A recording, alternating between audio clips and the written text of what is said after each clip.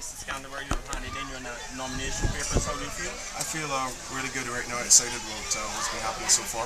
We're excited about being a part of this process for the very first time. So I feel very good right now about what's happening. What are the plans? Have any other candidates from the New Barbados Kingdom Alliance handed in papers today, or are you one? I'm the only person that's handed in papers on today. And this was strictly because a number of our candidates experienced some serious victimization that came from both of the other two parties here in Barbados. And that's something that we hopefully will be addressing as we continue to build the NDPA. Would you like to elaborate on the type of victimization? No, not right now. I wouldn't actually want to say it, but I know for sure, and I can say this, that in this country there is a very carefully designed system by both parties to stop the rise of a third party here in Barbados right now. And I think it's detrimental that our democratic process has actually come to that state here in Barbados right now. Win, lose or draw, will you be back for another election? Most definitely. The MBKA, we're just a year old right now. We are going to be around for a long time. And of course, as the leader, I am doing my part to feel the ear, so to speak, together an experience up there where the electoral system is concerned. I have to say this, that right now here in St. Peter alone, both Mr. Bain and Mr. Arthur are actually making statements that they have actually done things and they're not happy with the fact that I'm running here in St. Peter or that the MBKA has been formed. But I want to make it absolutely clear to the public here in St. Peter and to wider Barbados that both these individuals, they have done absolutely nothing for me. I've not received any favors from them, any money from them. I've never asked them for a favor. And I think it's pretty awful right now that they will be moving in this direction. But I want to make this absolutely clear. Barbados needs a change right now in our governmental process. These two parties are not dealing with the issues. They're just entertaining the masses. They're not speaking about what is really necessary to move Barbados forward right now.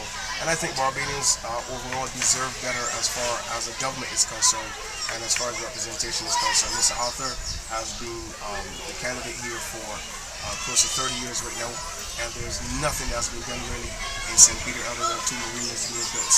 Spike Song has died under his administration, and I thought that the Democratic Labour Party would have done something in the last 5 years, but they've done absolutely nothing for St. Peter and for the people of St. Peter.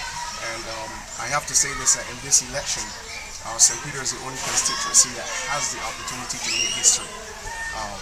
If Mr. Arthur wins, he'll be down here for 35 years. If Mr. Ben wins, it'll be a big day for the Democratic Labour Party. And if I win, it will be the first time that our constituency has decided to get up and take control of their political destiny. So this is a huge opportunity. And finally, I have to say that the boundary here in St. Peter begins at Sdantlebury's River, not at Arthur, not at Bain. It begins at Sdantlebury's River. And so I am just coming to make sure that this parish, St. Peter, gets the best possible representation that it deserves in this election. And what are some of the main issues that you'd like to see addressed in St. Peter and on a national level? Well, one of the first things about St. Peter is one, bringing St. Peter together. St. Peter has now become so fragmented over the years. The second issue is always the revitalization of Spike Stone.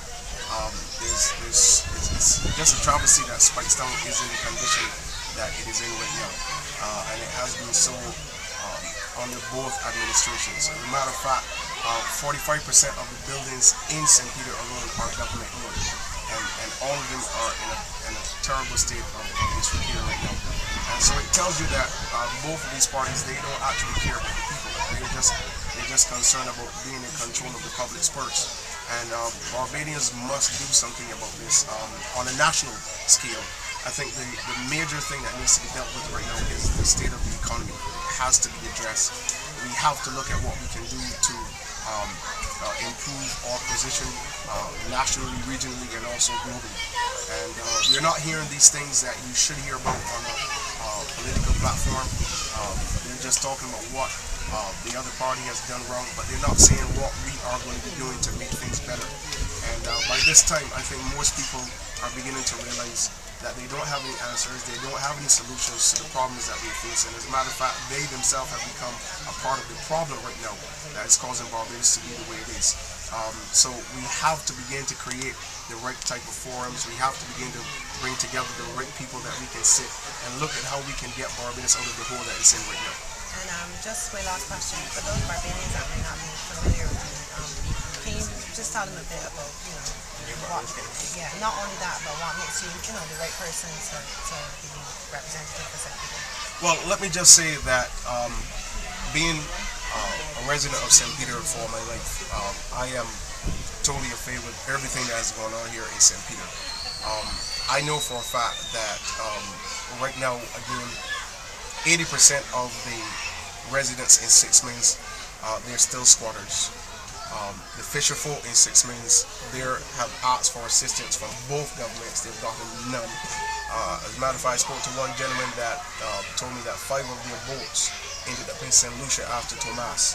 They've only gotten 3 out, and they've been asking for assistance from the government. They have not gotten any response at all from the government. This tells you that these parliamentarians, they're not interested in what is designed to help people better their lives. And I think that right now, the people in St. Peter needs to make a decision about the future of St. Peter and the future that St. Peter will be for our children as they grow up. Now, here we are at the point where in this parish alone, it has been poorly represented. We do not see any of the 2 parliamentarians. We've only now seen them since the election has been called. Both of them have constituency offices that have only just opened since the elections were called 2 weeks ago. For the last 4 years, both constituency offices were closed. And this tells you that they're not particularly interested in caring about the people who are going to put the X next to their name in this upcoming election. And we need betterment, we need better representation. On a national scale, what Barbados needs right now is better leadership, strong leadership, futuristic leadership. We have no leadership right now whatsoever. Mr. Stewart has done an awful job as Prime Minister of Barbados. Mr. Owen Arthur, when he was there for over 14 years, has shown that his interest is just in looking impressive while selling out our country. He's come back again and he's made it clear to Barbados that his idea of fixing our problems is privatization, and we cannot continue to sell off all of our entities here in Barbados to private enterprises all the time.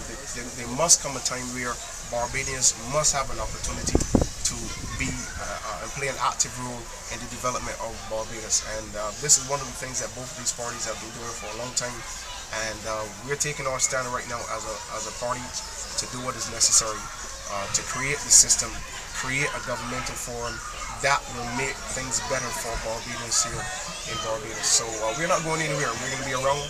I'm going to go out there. I'm going to give it my best shot in this first time in this election.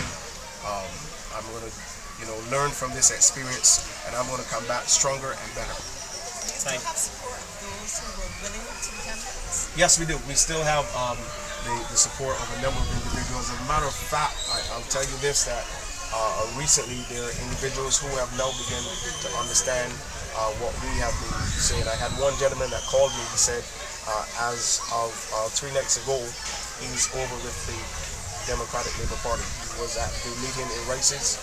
He said, I've never seen the Democratic Labour Party campaign the way that they've been campaigning, with all of the entertainment, with all of the strong drinks that he says he's seen pass through the crowd, especially with the young men. He said he's absolutely certain that many of the young men who were there actually left there drunk. And I believe that the time has come for there to be state-funded, state-run elections here in Barbados to eliminate these things that are happening. Barbados is not getting any better, and unfortunately, we have to put the lesser of the 2 evils there right now. I would not like to see an administration that is led by Owen Arthur ever again in Barbados. And I want to be absolutely clear about this. Right now, we have to put the steps in place to bring Barbados from where it is to where it needs to be. Are you getting funding now? People coming forward to fund the party, and how are you doing? Yes, we are getting individuals who are beginning to come forward to lend assistance to what we're doing.